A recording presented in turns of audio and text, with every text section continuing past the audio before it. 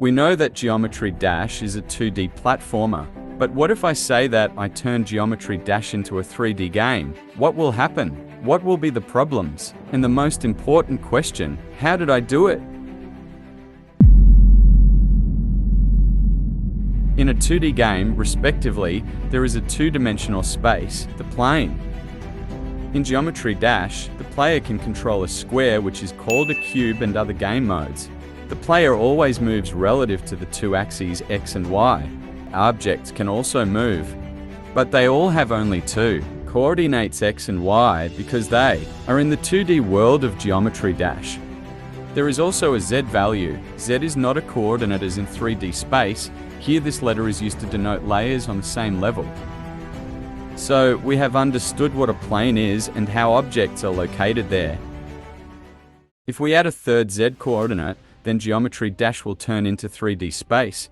Yes, there are Geometry Dash games in 3D, but you can't move along the third coordinate there, only along X and Y. Also, there is a creator SBU7Nix, who made a 3D game and 3D animations in Geometry Dash. But this is only 3D effect because Geometry Dash is 2D game. We see Geometry Dash from the side, but turning 2D into 3D doesn't change anything. But what if we change the view and look at the level from above? What will we see? There are three options. In the first case, we will not see anything because the objects in the GD have no width and the coordinate Z equals 0 for all objects and the player.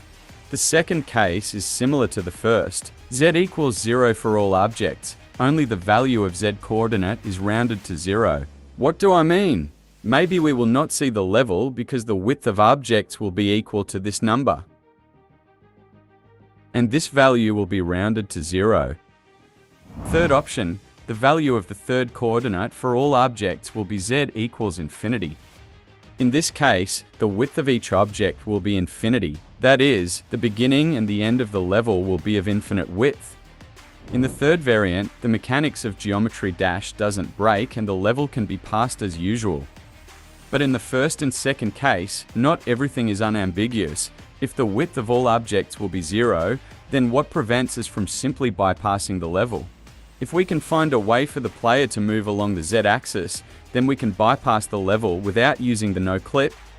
I did something similar in a regular Geometry Dash to show what it would look like. If the Z value for the objects is equal to the Z value for the player, then nothing changes.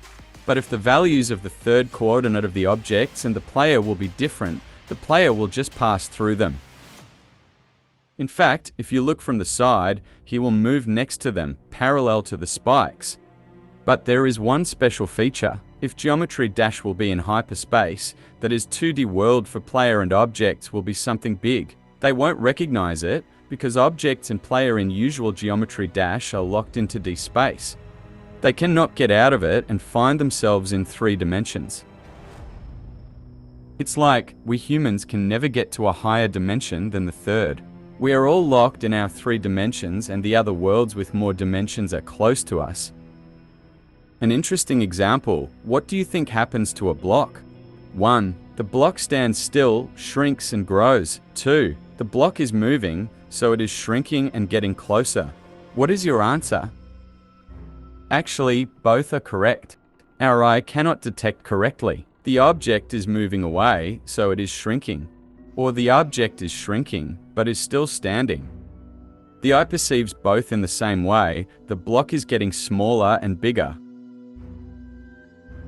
The player will move parallel, and if Z less than infinity for the end of level wall, it is possible to bypass the end of the level and break the time limit and the game itself. What is beyond the end of the level? Are there limits for the third dimension?